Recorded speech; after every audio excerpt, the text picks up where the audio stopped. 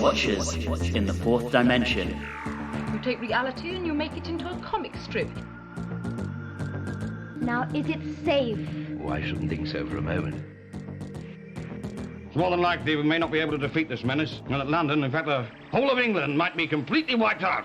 Hello and welcome to Watchers in the Fourth Dimension. I'm Anthony. I'm Don. I'm Julie. And I'm Reilly, and I have a very quick temper and very long claws. This episode, we're finally back to contemporary-ish London, where an old foe is threatening the entire city with a fungus and Yeti with web guns. It's the Web of Fear. The first item of note here is that this is finally the story where Peter Bryant takes over as producer on a full-time basis, having been groomed for the role for around a year. With that in mind, he'd been impressed with the great intelligence and the Yeti in The Abominable Snowman, and 3 days before episode 1 of that serial was broadcast, he asked Mervyn Haseman and Henry Lincoln to return to write a sequel. This story had originally been planned to close out the season, but issues with other scripts meant that it was pulled forward to be the 5th story of the season. Assigned as director was the legendary Douglas Camfield, who we had last seen handle the entirety of the Daleks' master plan. Camfield is the closest thing that Classic Who ever had to an auteur director. His influence on the story can be felt throughout. In particular, he saw the potential in one character. In the script, he was called Colonel Lethbridge. Camfield saw him as being similar to the real-life Lieutenant Colonel Colin Campbell, Mad Mitch Mitchell, who had become a little bit of a celebrity following his leadership of the Argyll and Southern Highlanders Regiment during an uprising in Aden, which is modern-day Yemen. Camfield changed the character's name to Lethbridge-Stewart, and after a couple of other unsuccessful attempts at casting, promoted Nicholas Courtney to the role, who had originally been due to play Captain Knight, and of course we had previously seen him in the Daleks' Master Plan as Brett Vine. Camfield was also unimpressed with the design of the original Yeti, which he saw as being too cuddly and generally lacking menace. He instigated the redesign in order to make them look more menacing, with the new models sporting glowing eyes, long claws, and roars provided by the Radiophonic Workshop. Another item on Dougie Camfield's wish list was to film much of the story in the tunnels of the London Underground itself. Unfortunately, London Transport wanted an absolutely excessive amount for the use of their property, about £200 an hour, which today works out to around £3,500 or $4,600 an hour, which I think in terms of filming budgets isn't actually that much for the modern day. They also indicated that filming hours would be limited to effectively the middle of the night. The decision was made to recreate the underground in the studio, and designer David Myerscough-Jones made sets that were so realistic that the BBC received a threatening letter from London Transport regarding unauthorised use of their property. Speaking of David Myerscough-Jones, this is his first time on the show, but we'll see him again when he provides design work for Season 7's The Ambassadors of Death. In terms of music, we once again have stock music. With the ascension of Peter Bryant to the producer role, we also have a new story editor in the form of Derek Sherwin. Sherwin was actually a fairly interesting chap who has been an actor, a producer, and a writer. On screen, he had been in the 1958 TV version of The Invisible Man, as well as Danger Man and The Baron, and he'll even crop up in an uncredited role in Season 7 of Doctor Who. As a writer, he will later go on to write for Doctor Who itself, but he also has credits on United, Paul Temple, and Emergency Ward 10. Finally, he will actually very briefly hold the role of producer for Doctor Who at the end of Season 6 and the beginning of Season 7. As a last note in our behind-the-scenes information, this is another story that suffered from missing episodes. Episode 1 actually survived with the BBC, and I remember seeing that one as a child, but episodes 2, 4, 5, and 6 were rediscovered as a part of Phil Morris's 2012 haul from Jos in Nigeria, along with the previous serial, The Enemy of the World. Phil Morris is actually on record as saying that when he found the story, episode 3 was among the cans that he found, but on his return to the station a few days later, that particular can had disappeared, and Phil believes that because of its value as the first appearance of Lethbridge-Stewart, that it was actually swiped to order by a private collector, which seems to be why Phil Morris has become increasingly secretive about his work. We move on to our short summary, which is with Don this episode. Yeti have invaded the London Underground, like Yeti are known to do, and it's up to the TARDIS crew, with some help from a squad of military redshirts, to stop them. Along the way, they must deal with creeping fungus, the press, and the knowledge that a traitor is amongst their midst. BBC One proudly presents John Carpenter's Chonkers 2 Underground Boogaloo. I love that. Good job done. Thank you, sir. Episode 1. I really love how this one picks up immediately from the end of The Enemy of the World. Agreed. I would argue it's some of the most exciting parts of episode 1 of this serial is just them finishing up Enemy of the World here at the very beginning. Jamie saves the day. Yes, obviously, that makes it the best. But then, after he saves the day, the Doctor has a watch this moment, and it doesn't end well. No. While we've got the TARDIS covered in cobwebs, suspended in space, we also flip to Earth and old Travers. I actually really liked the old makeup on Jack Watling. I thought that looked really good. He convinced me as an older version of the same character. It actually took me a minute to realize that that's what he was doing, that it was a direct sequel with the same character. And I thought, that's actually very cool. I haven't seen them do anything like that before. Yeah, I mean, they haven't, which makes it great. I mean, the closest we've had was the Ark, which didn't quite have the same characters, but they went back to the same location halfway through the story, just in the future. Yeah, and I wasn't entirely sure that it was the same actor. I was like, I think it is. And I double checked just to make sure, because I thought they did a really good job. Yeah. That actual scene where he first shows up, where he's trying to get the robot Yeti back, I thought was filmed really well. It was very much a little mini horror movie. I love that so much. The setting, how that museum looked, it was very, very good set design. Originally, they wanted to film that in the Natural History Museum in London. They were denied, so they just built it in the studio, which, to your point, Reilly, I think it looks great for a studio set. Absolutely. Absolutely. I think Julius is hilarious. Silverstein? Yes, he's hilarious. It's wonderful. Again, it's that horror type filming, and not always, but there is that stereotype of the kind of crazy museum guy who's just like, you just want it for money. No, you can't have it. I would like to nominate him +1 for the camp count. I think I would take that. Okay. And Travers' facial expressions in direct correlation to what Julius is saying is one of the most hilarious things I've ever seen. Just how he just delivered his face. I'm like, I think it was a little bit over the top for what they were trying to do in the scene, but it was amazing. Those facial close-ups of Travers and Silverstein I thought was very kind of German expressionist. I thought that was really, really cool. Travers, with his paranoia about the Yeti and the fact he's reactivated a control sphere and it's gone missing, that kind of paranoia and tension really sets the tone for the rest of the story, even though we changed sets from the museum to the underground. I thought that was really cool. Only we could have just kept in the museum the entire time. Yeti in a museum? Yeah. Yeah. I did think it was a strange creative choice to have the Yeti redesign being explicitly recognized on screen. I thought it was kind of funny. But was it meant to be? It was a little bit funny, but it's also, they obviously look different. And I think it would have been a little weirder if they didn't comment on it. I mean, I feel the same way about when they changed the Cybermen out and no one ever notices, hey, they look different now. I liked it. And plus, it leads to a great character moment, but I don't want to dwell too much on it because it's in a different episode. One thing I do want to note is that I really enjoyed the placement of music. Yes. I do know that, obviously it's stock music, and we'll get to some other ones later. I made notes on a few episodes, but I thought it was really well done. I agree. Throughout the story, they used some of the same stock music that they had used in The Enemy of the World and the Moon Base and the Tomb of the Cybermen, and it still worked, even though it was recognizable. The placement was phenomenal. By the time our TARDIS crew get there into London, it's an interesting situation that they're more or less trapped in the London Underground for the entirety of the story. But we get that little bit where they start heading towards the exit, and it's obviously barricaded up, and there's that old guy outside covered in webs. I thought that was a wonderful little bit of horror. At least no one bothered to dump his body in the river, because that's forbidden. Indeed. What's been interesting is I've got a friend back home who's been working in central London through all of this COVID situation. He's been texting me talking about how empty London is. I'm kind of imagining it's looking like this story in some way. Just deserted, maybe some old dude outside a train station covered in webs. I don't know.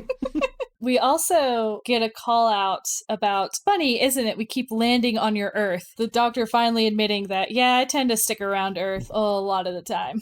Kind of a lampshading moment, too, because the past few stories have all been on Earth. Mm-hmm. The last story that wasn't on Earth was all the way back in the Macra Terror. Wow. Oh.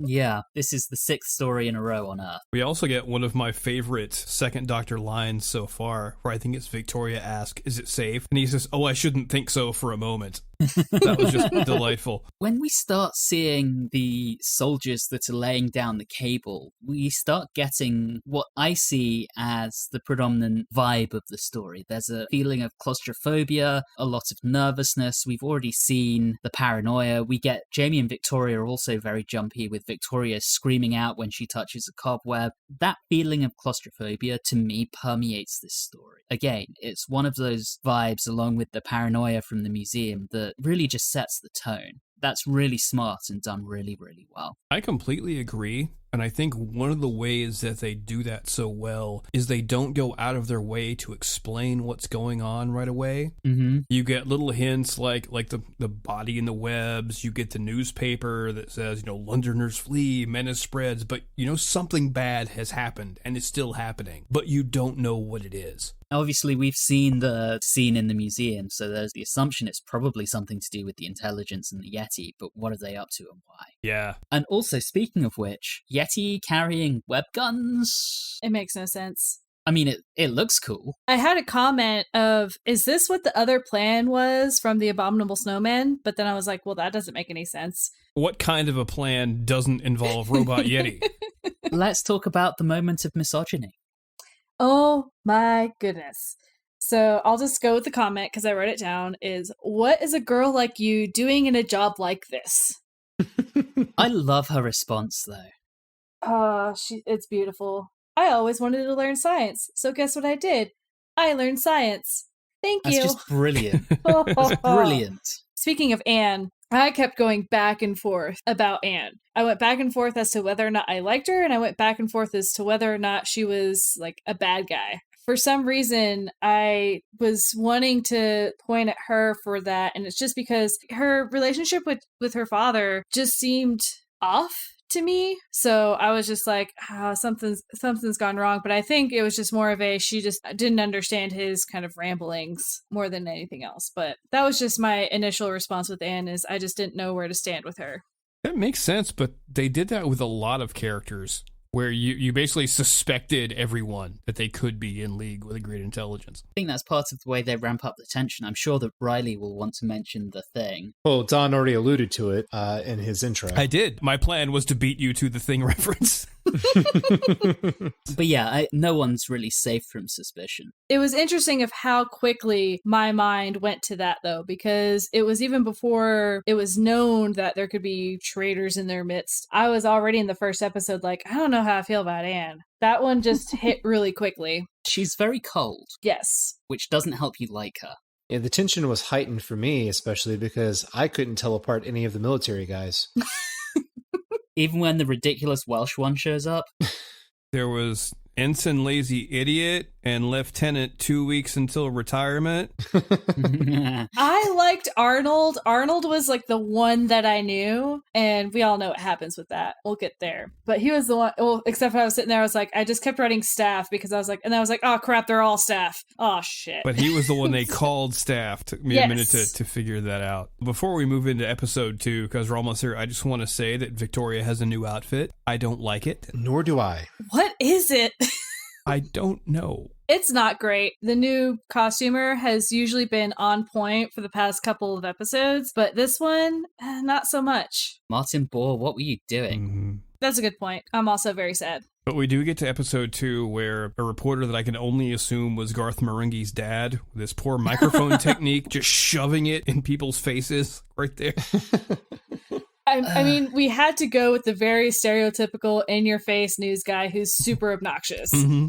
Anthony, has that always been something, a disdain for journalists in England? I don't know. There's a lot of hints that this particular journalist was based off of David Frost. There's a moment that he's very condescending towards Anne for her red brick university education. Of course, red brick being really the second generation of universities after Oxford and Cambridge. So there's that very snooty thing that David Frost was Cambridge educated. So there's that little hint. There's the glasses, the interview style. I think it's a very deliberate parody on the hot new journalist.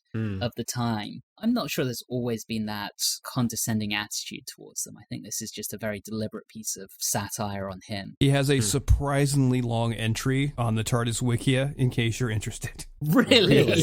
Secondary media abounds. Of course it does. How much of it is Big Finish versus novels? A lot of it's novels. I don't remember how much of it was Big Finish, but it's, yeah. Big Finish with Coming to You Soon with the continuing adventures of Mr. Chorley. Yes. Episode 2 is also when Patrick Troughton went off on his holidays for a week. I knew it. I figured that out. Yep. So we get some good old Jamie Victoria in the military action.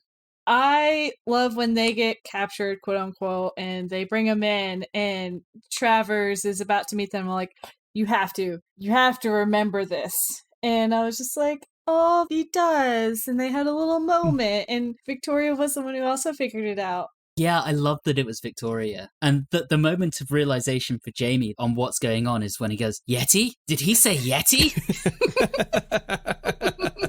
It's kind of a punch in the air moment when, everything starts to click together and you get that recognition. I really loved it. I think Victoria was worried about the doctor not realizing he was on vacation. And Anne, I think it was, told her to make some tea to take her mind off things. Has that ever worked? Has making tea ever taken anyone's mind off of anything? You underestimate what it's like to be British. That's true. Making tea is a very serious endeavor. So it's not like the wet compress. This actually has some validity. Yes. Yeah, there's a process, and you have to boil the water to a certain temperature. You can't have it overboil. I'm writing the big pop-up book of British medical tips and secrets, so that's definitely got to go in there. Obviously. I love how Travers is like, Victoria, explain it to Anne. Really? Is it just because she's a woman, or just because you're like, I don't want to deal with this, I'm going to leave? It's because they just don't connect as parent and child. It's true. I suppose. It's interesting how, as soon as Travis can vouch for the Doctor and Jamie and Victoria, it entirely changes the dynamic we're seeing. You've got where Arnold and co are very skeptical of the TARDIS crew, but as soon as Travis is like, well, I can vouch for these people, suddenly it's, okay, they're on our side, which gives them a way into the narrative. Yeah. Well, it kind of harkens back to typically we have those scenarios where they come in and they're not trusted. This is just an episode where we at least have one person who trusts them, whereas in a lot of other serials, it takes, a few more episodes to gain the trust. I think it adds to the tension that they're not trusted. I get why they change it and bring in psychic paper when we get to the 2000s so we can have a zippier story, but I kind of like the tension it brings. It can just get frustrating because it seems similar over and over and over again. That it's, they just don't trust them. Oh, they don't trust them. It's like they don't trust anybody who walks into their village or town or wherever they're at. This one makes more sense because it's military operations, so they're going to be much more skeptical of anybody. So at least that part makes sense. If there was a better mix of sometimes you go in and they're not trusted, and then other times go in and they are, would probably be best. Yeah. Mm-hmm. Speaking of the military, I love the military operation in this. We've only really seen it once before in The War Machine. To me, it's a little bit of a throwback to that. I really like it. I think it's well done. I do think, actually, looking back at this whole thing, what I don't understand is why they chose their base of operation in the underground. If I were to have a base, it would not be in a place where you could be enclosed from all sides. I would choose to maybe have the base be above ground, which, okay, maybe you have some windows and things where it's not, you're not able to keep things out, but at least you can see things coming and you can go the other direction if they're on top of you. I think it was a little ambiguously covered. Didn't they mention something about like an unpredictable mist? I may have misinterpreted. I thought they were actually going down there on purpose to stop the Yeti in there. I think they went down there to stop, but you could still have the base of operation be somewhere else. It just seems that to have all of your people and all of your ammo and all of that down in the underground just seems like a bad idea. I know why I mentioned it, and that's because I've got in my notes, it was a bit of a callback. In the 50s, there was a toxic smog in London that killed 2,000 people, and that would have still very much been in living memory. So I thought that the mist that was referenced above ground was a very deliberate callback to that. I think it was called the London particular. Well, thank you. That makes so much more sense. That sounds like a groovy 60s band. I'm just saying. How about we talk about the interaction between Anne and the journalist? Oh my god, she is so companion material at this time. She told him things that he wanted to hear, but didn't tell him anything. Loved it. Oh, She's quite badass. oh, so good. The journalist does have a lot of people kind of playing him like that, because that happens later on as well. Yes. It's a tough life being a journalist. Another thing this episode, I know I've already talked about the paranoia, but at one point Anne thinks the Doctor's the one controlling the Yeti. I also noticed at one point, Travers has a dormant control sphere and some model Yeti, and based on how we know they were controlled in the Abominable Snowman, that throws some suspicion onto him. So it just keeps coming back to that theme of you don't know who you can trust in this. They do a great job. Even if we as the audience know it's not the Doc, they're establishing that someone is in league with these Yeti. And just by putting it out there, and then you change and wondering, is it the Doctor? Is it this guy that shows up later? Is it the annoying journalist? They really do keep that paranoia going. Mm-hmm. Yeah. And certainly in Anne's thinking, the Doctor was previously there when you encountered the Yeti and the Great Intelligence. He's here again now all of this is happening. There's a certain logic to that. Yeah. I can see where she's coming from. We obviously, as the audience, and being that the show is called Doctor Who, we know it's not him, but from their perspective, yeah, that makes sense. I was going to talk about the introduction of the Welsh soldier, or the driver, we should say. Evans. I really like the interaction between Jamie and Evans. It's not like I really want to see like a spin-off of Jamie and Evans like I would with Jamie and Kamel, but I think that that was a really good pairing for a couple episodes. You got Scotty and Welshie. Yes.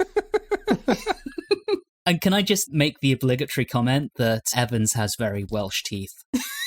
Oh, God. Okay, let me mark that off my list of things I knew would be referenced. We got the Thing, we got Welsh teeth. You know it was coming.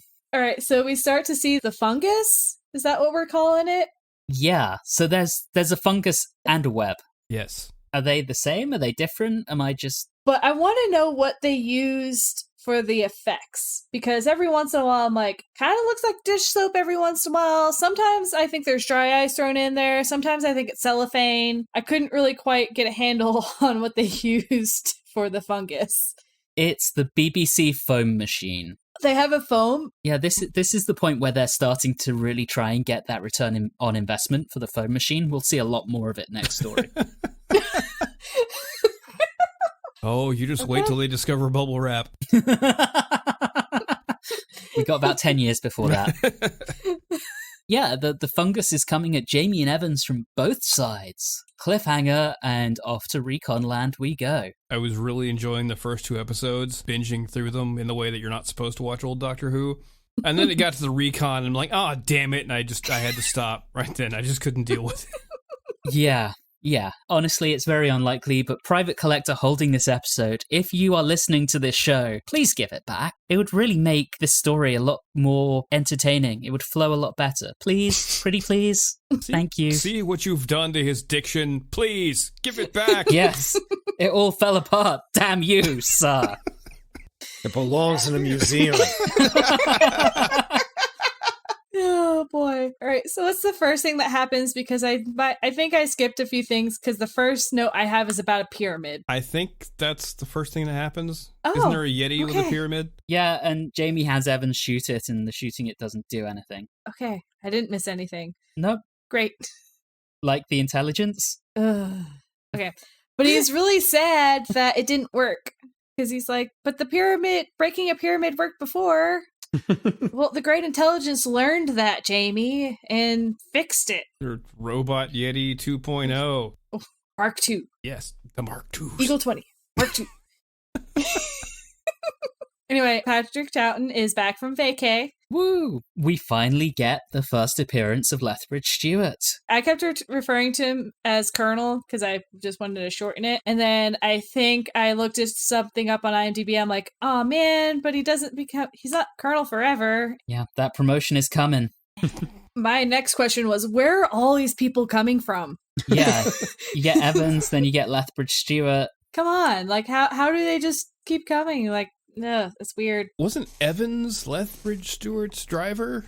Yes, and Lethbridge-Stewart didn't even recognize him. Yeah, because he went out of his way to go, remember I drove you? Like, yeah, sure. Yeah, whatever, dude. Just didn't care at all. Bit of a dick move.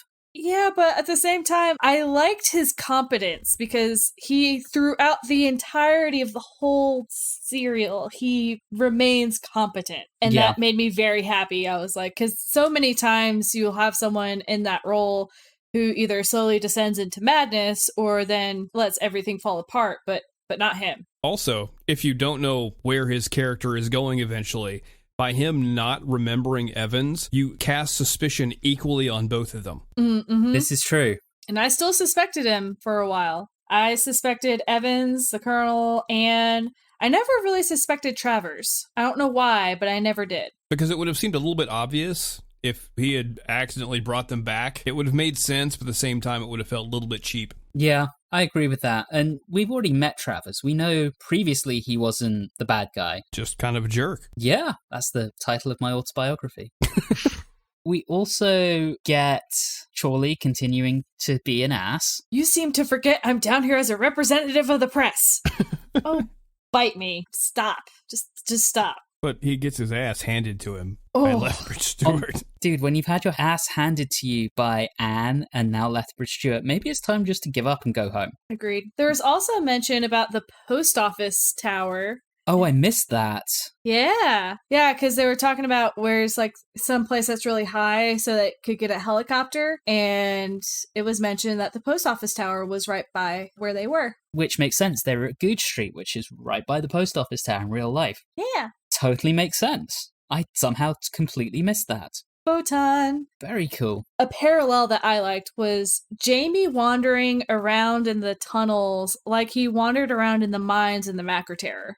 Apparently they just like Jamie wandering around in the dark by himself. Why not?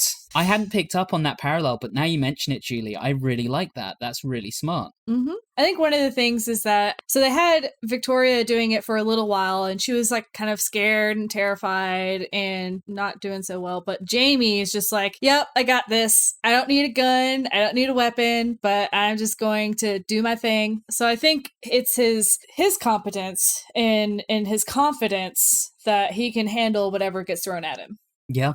The other thing with this episode, and I know we've previously slated the way Doctor Who does expo dumps, but we get the briefing, which I think might be the best expo dump we've had to date, because from a narrative perspective, it makes a lot more sense. But you also get the fact that we have essentially a slideshow presentation in an episode that essentially is a slideshow presentation. Layers upon layers. And we again get someone else. This was truly when the Colonel handles Chorley. And he's like, oh yeah, everyone needs to go through you so that we can have one person who's the center of communication. And then immediately he's like, yeah, don't tell Chorley. So good. Yeah. And he just kind of bullies him into it. You'd like to do that, wouldn't you? Of course you would. And just doesn't even give him a chance to respond. Diplomacy. This is the episode where we get the Doctor's really cool plan with the trolley and the explosive. Oh, the one that works so well? Well, it's not his fault. That's true. Those damn Yeti. It was a good plan. It was, but the Yeti are just one step ahead, almost like there's a traitor somewhere.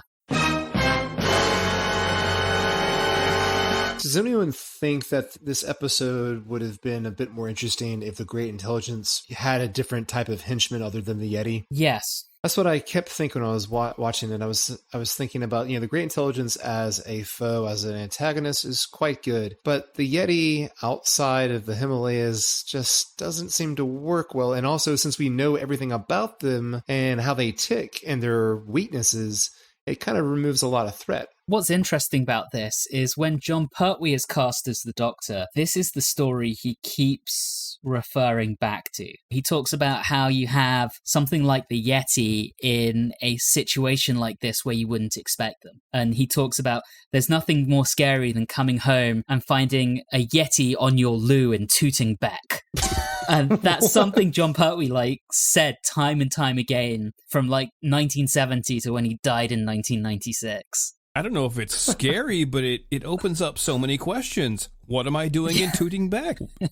Why is a robot using my toilet? Why are robots using toilets? And also, John Pertwee's Doctor never encounters the Yeti. The point is, the fact they don't quite fit in the situation makes it even more perturbing than it would be otherwise. I think it would have benefited from being in the next season. I think it was too close to the first episode that they were introduced. Even if it had been 2 stories later and had been the end of the season, I think it would have worked better, as it was originally meant to be. Mm-hmm.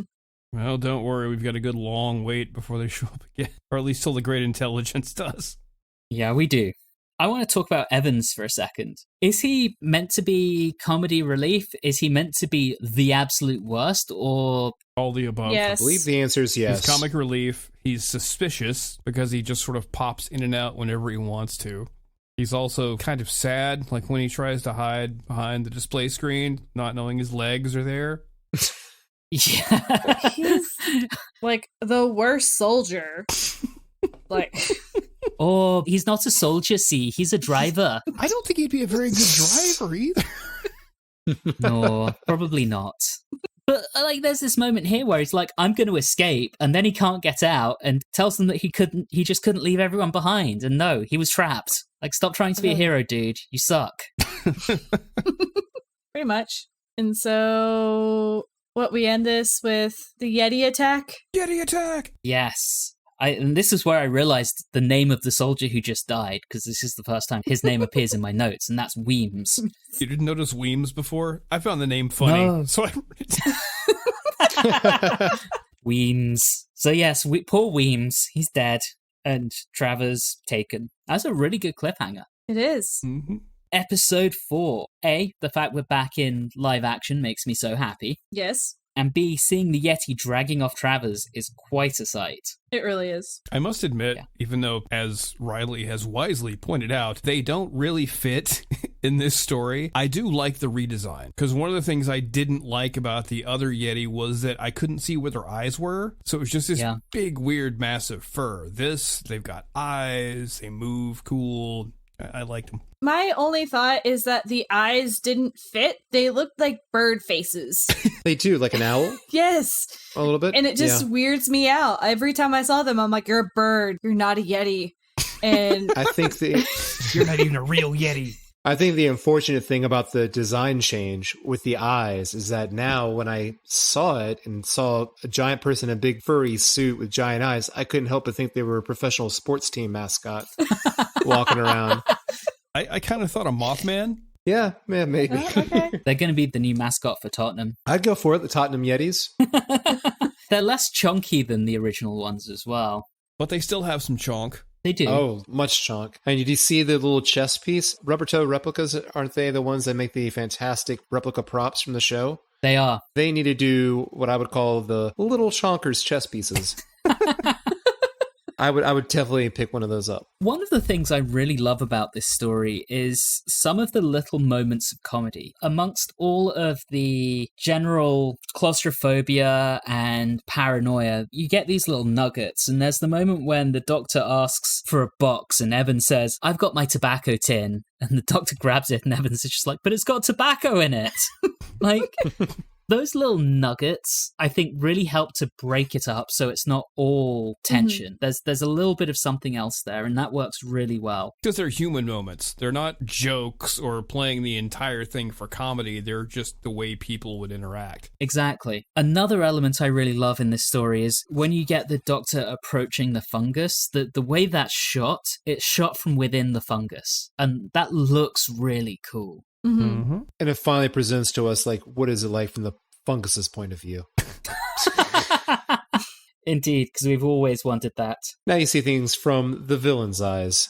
Yeah. One thing that I noted, I think it's around that time, maybe shortly after, is something off with Staff Arnold. Because again, I really liked Arnold from the beginning. And then all of a sudden in this episode, he's starting to like do a shift. And I was like, something's not right here. I know that it's really later when he gets turned, so to speak, but Is it though? Because we know from fairly early on that someone is in league with the intelligence or someone is in the thrall. At what point did Arnold get taken over? And I'm inclined to think it was sometime between the museum part of episode 1 and when the TARDIS crew land. I think it was before we ever encountered him. oh, okay.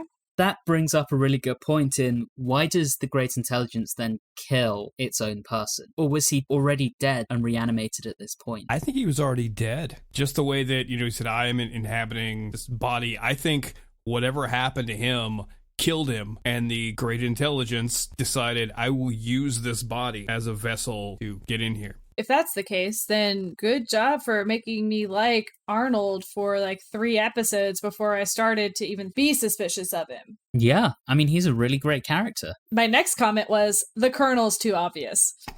Like, it can't be him. But it was. The Major, because I'm trying to keep track of all these different people, says the Doctor may be leading us into a trap. And then there's like that dramatic stinger. Not quite a whole music drop, but just like some musical noise. It's just like almost a dun dun dun moment, but except not. Wait, who's the Major? Are you talking about Knight, Captain? He was a captain? Sorry. I get all those confused. Sorry, Captain. Okay, that was throwing me off. I was like, is there an entire character I've forgotten about? Julie, you're doing better than me. Like I said, outside of Anne, Lethbridge-Stewart, and Chorley, and Travers, anyone that was in the TARDIS crew was just overly broad British military man, all right? I swear, like, one of them would die, and I'd be like, how is he still alive? Oh, because it's a different one. Okay. But anyway, yes, sorry. The captain says that the Doctor might be leading them into a trap. Dramatic. Yeah. But still agrees to go up with the Doctor to street level. That is true. Mm-hmm. And then we have them doing a really stupid thing by not hiding the other Yeti chess pieces. Yeah, that was kind of dumb. You already had one stolen. You should have hidden the rest. Good job, guys. I thought you were going to mention the webs and the trolley and the pulling the body out and all that thing. Because that was cool. I thought that was a superb bit of horror. Oh, yeah. One thing about this story, the BBC thought this was so scary that before the first episode was broadcast, Patrick Troughton filmed a special trailer where the Doctor spoke to the screen and told the kids that their parents might find this a little bit scary and that they really should watch it with their parents to make sure that the parents weren't too scared. That's adorable. I think is fantastic. Does that exist anywhere? I think an audio recording of it might exist, but the video is sadly missing. But yeah, the plan of let's push the cart into the fungus when we already know it kills on touch. Bit of a bizarre plan. They had masks on. Appropriate for 2020. And gloves. They were trying. They had their PPE. Yeah. We do get the fantastic fight scene towards the end of the episode, which is something Dougie Camfield always does really, really well. Oh yeah, that was awesome. The grenades, and I've always wondered if they could actually shoot the control ball, if that would help, but they never do. Yeah. Dougie Camfield was himself in the military, so it's not entirely surprising he knows how to choreograph a military action scene. I also really, really love when the Doctor and Knight, who are effectively looting, I want to add, when they encounter a couple of Yeti, the Doctor hits one of the Yeti because that's obviously going to do something before running away. I think that scene is just so wonderful and so indicative of the second Doctor. It's great. Is this where we get the music from the moon base? Yes! Because I totally caught that. I was like, that's the moon base right there. But it worked. It still fit the scene. So I was okay with it. It was just really funny that I was like, oh, that's where it's from. Better than using the Dalek music again. And of course, this is also where, by the end of it, we only really have Lethbridge-Stewart, Evans, the Doctor, Jamie, Victoria, and Anne left. Everyone else has been either carried off by the intelligence or has been killed in the attack. That's pretty brutal. It's very true. It's real sad. You sound real sad. Heartbroken. Wow. If you're so sad about their loss of life, then Julie, name them. Again, doing better than you. So Travers? Bursts in with a Yeti. Wide-eyed. And full of asthma. Hey, there's fungus down there. Come on. Wow. All right, so that brings us into episode 5. I like the dramatic entry. I like Travers getting, pulled back into the story here. All's going well. It's a good way to take episode 5 and set up some really high stakes, put our protagonists in the worst possible situation before we have a big rescue and climactic conflict at the end. Except they grab Victoria. And it's just that cliche, that beat gets hit again, and it was just kind of disappointing. Again. It totally should have been Jamie that was captured. I would have loved to have seen that. Him fighting the entire time and being like dragged and carried and like by the Yeti would have been so much fun. With the added effect of that, you would get to see a moment where you can see the Doctor showing a lot of affection and wanting to save Jamie. He's obviously very close with Jamie, and we see that, and we always talked about how great their interactions are, but we've never seen the Doctor ever have to deal with the risk of losing him. Yeah, but we equally would have lost that glorious moment when Jamie, full of bravado, decides to go and rescue Victoria, opens the door, and the Yeti's behind it and just roars at him. He goes, "Oh shit!" and closes it again. Yeah, I visually great. I was hoping for a great line there, but that was funny. I mean, yeah, couldn't exactly go for "oh shit." There was also a moment here where I mistakenly said, "Yep, Evans and Anne are totally the bad guys." I did not call it correctly. Every once in a while, there'd be like, not quite a break the fourth wall side shot, but there'd be these shots of Evans when everyone else is gone. And you're just like, this guy is just really not up to no good. But it's really just him just wanting to leave because a driver shouldn't be down in the underground. Not a bad guy. He's just a really bad soldier. But he's also the one who's like, hey, let's hand over the Doctor if that's what the intelligence wants. I'm like, dude, you kind of suck. He's always looking for the easy way out. Yeah, but he does eventually show some bravery in this episode as well, because he gets to that point where he holds Lethbridge-Stewart and Jamie at gunpoint, thinking that one of them is in league with the intelligence. He's just all over the place as a character. Yeah. Yep. Make up your mind. Do you want him to be a hero, or do you just want him to be a coward who's running away? Yeah, my comment was just, they're being heavy-handed with Evans. They're trying to make it so obvious so that you don't expect who the actual bad guy is. And really, my thought on this entire episode, to really sum it up, is that this is just a setup episode. That's all this is. It's putting everyone in the correct place. Yeah, it does have some really nice character moments, though. Let's talk about the Doctor and Anne working together. That was enjoyable. We had our discussions earlier about how we felt about Anne. I don't think I made it as clear, but I really, really like her as a character. I think it's just, she's so subdued. And then except when she wants to get, show a little bit of anger, a little bit of teeth, she'll show it, and then she'll be subdued again. I just really like that in a character. Yeah, and I really like the way they work together. It's a very different relationship to that the Doctor has with either Jamie or Victoria. It's more of that kind of scientific equal that we'll see in a few seasons with the third Doctor and Liz. Yeah, and the Doctor, how he looks at Victoria and Jamie is kind of like uncle looking over a niece and nephew. Yeah. Whereas Anne comes across as more of an equal, a fellow scientist. Yes. I really Absolutely. like that. And it empowers Anne as well. We also get Staff Sergeant Arnold showing back up, apparently still alive, looking worse for wear, and just hiding out in the tunnels. Yeah. And I was like, yay, he's back. I still liked Arnold.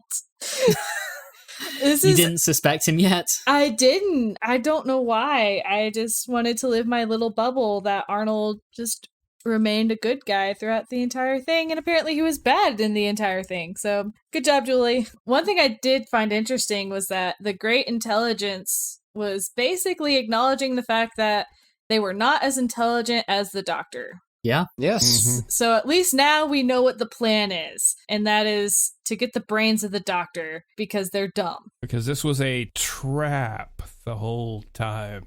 Yes, absolutely not making it up as we went along. Just seems a little odd. I mean, I guess it makes sense if you view it in terms of why he was using Yeti in the underground. the doctor would know what the Yeti were and that would attract him? Maybe. I'm justifying after the fact here. I don't think there's justification here. I got nothing. I know it's already been alluded to, but when Lethbridge-Stewart, Arnold, and Jamie return to the base, find Evans hiding behind the board, the Colonel's tone, oh my gosh, Evans, come out from behind that board. Like, brilliant. Oh, so good. So good. We end this episode with the fungus breaching into the base. Cliffhanger, episode 6. Oh, my first comment is Evans is kind of the worst. I've got Evans being typically cowardly, so yes. My next comment was, because that's when they're, I think it was when Victoria and them were going into that one room, and you see like the guy's hand, and I was like, is that Chorley? It's gotta be him, right? Because we haven't seen him in a few episodes, so I totally called that. I had honestly forgotten that was Chorley. And I was like, oh, he's still around? That's was me the entire serial. People would disappear, and then you have shots of them wandering around in the subway. They come back disheveled, and I'm having a hard enough time determining who's who. I'm like, it's a constant scene over and over of this. All of a sudden, I feel like I'm watching this, and there's just this British soldier that keeps showing up every episode that's been lost for a couple episodes. And when I saw Troy, I was like, oh, okay, no, I know him because he wears glasses and he's in a suit. I know this guy. All right. And when they happened, I kept thinking like, oh, they brought him back. Okay, I thought he was just gone completely. What is going on in the story? So just out of curiosity, Anthony, do you have to tell Reilly who you are every time you guys meet up? Yeah, every single time. I suffer from uniform blindness. You put on like a military uniform, I can't tell one of you apart from the other. We have everyone being captured except Staff Arnold gets away after we fake an injury. So, yay. Yeah. Except Boo. Come to find out. And then they're sitting around after being captured, and we get the best part that I've ever seen. I know you want to talk about this, Julie.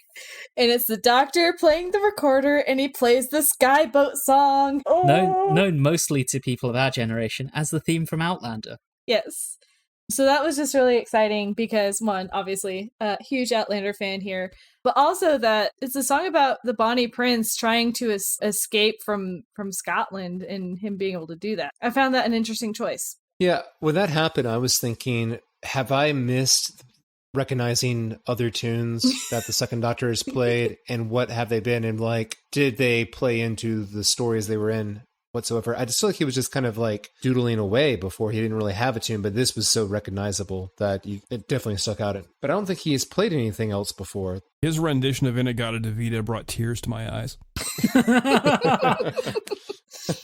Yeah.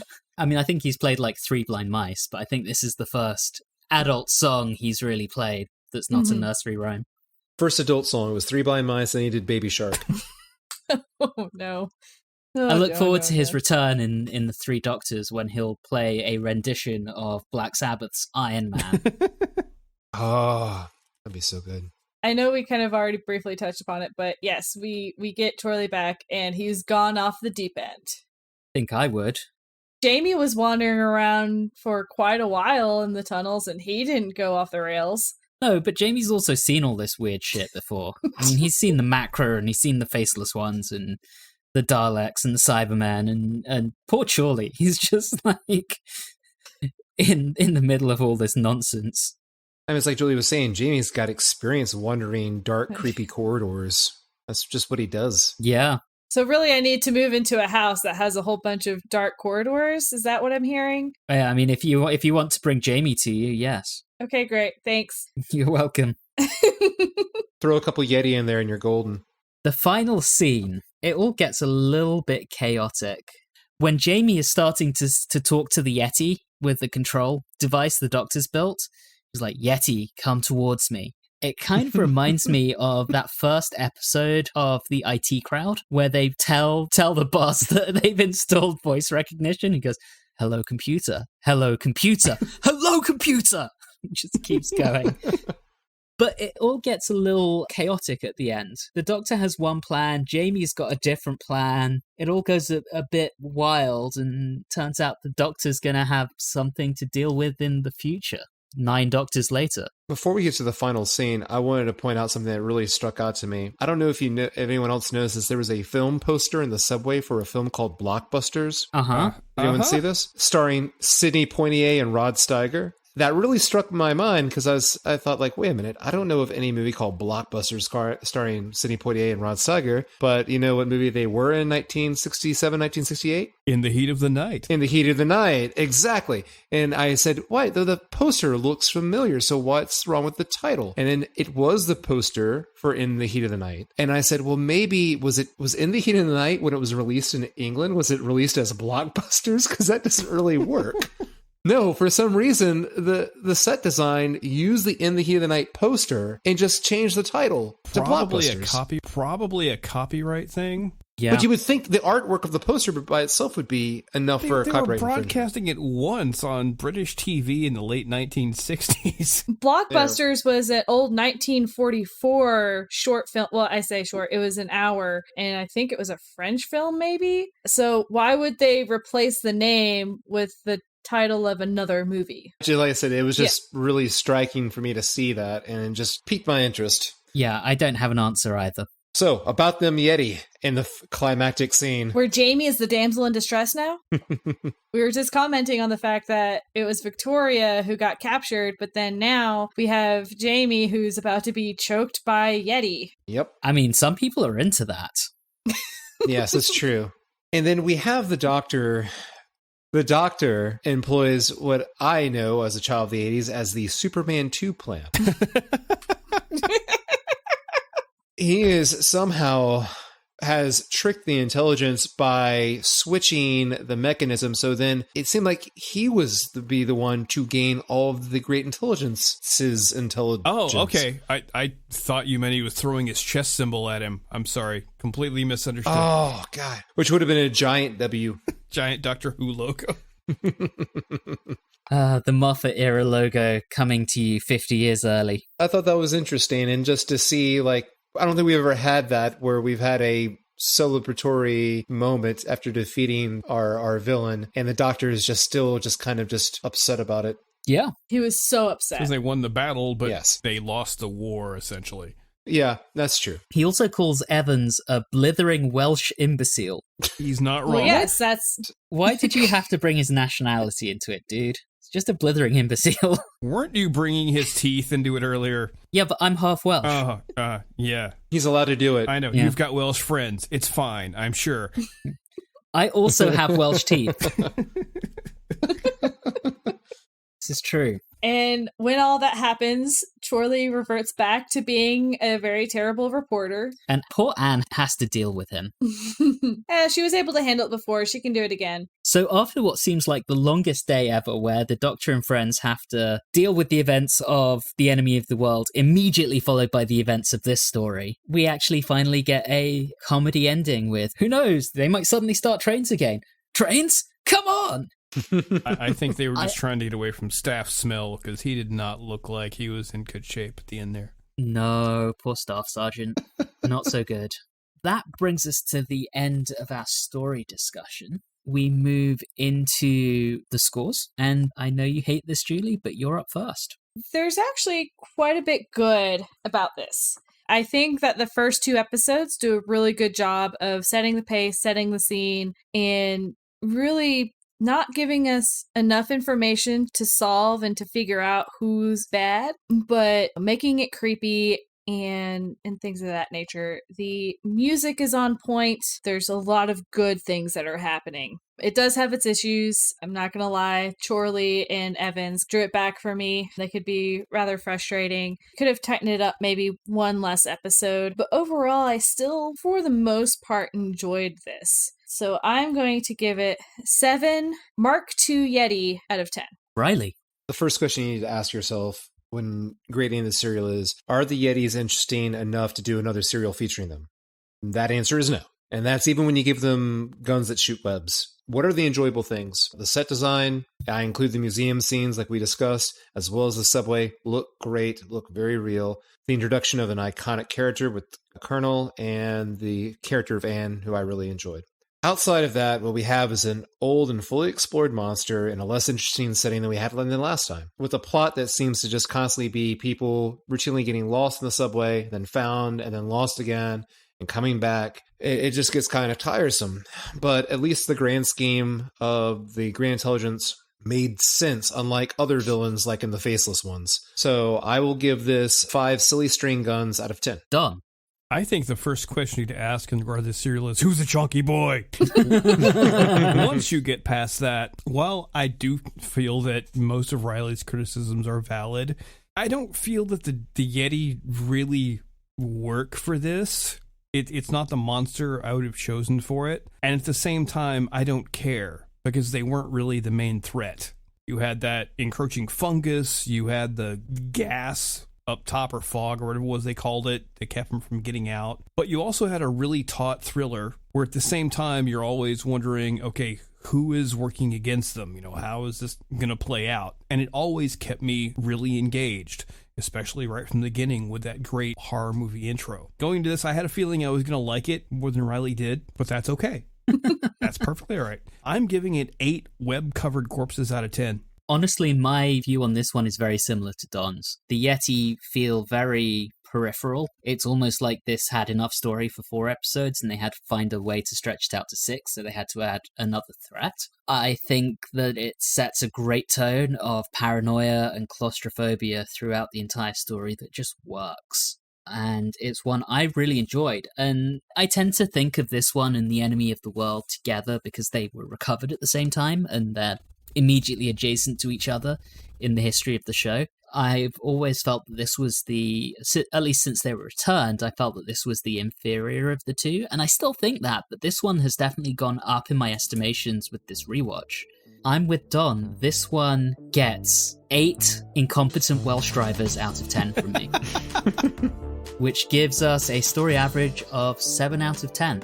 We'll be back next time when the BBC become even more determined to get a good return on investment for their phone machine in Fury from the Deep. Thank you very much for listening, and have a good one.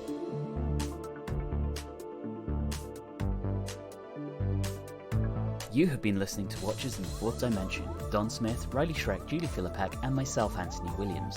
This episode, Chonkers 2 Underground Boogaloo, was recorded on Wednesday the 13th of November 2020.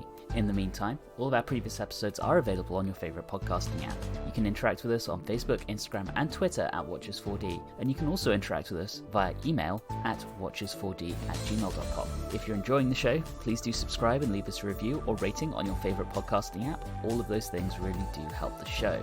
And always remember, if you didn't fully defeat that disembodied intelligence last time, it's probably best not to bring its robot servants back to a big city, even if you do think they're deactivated.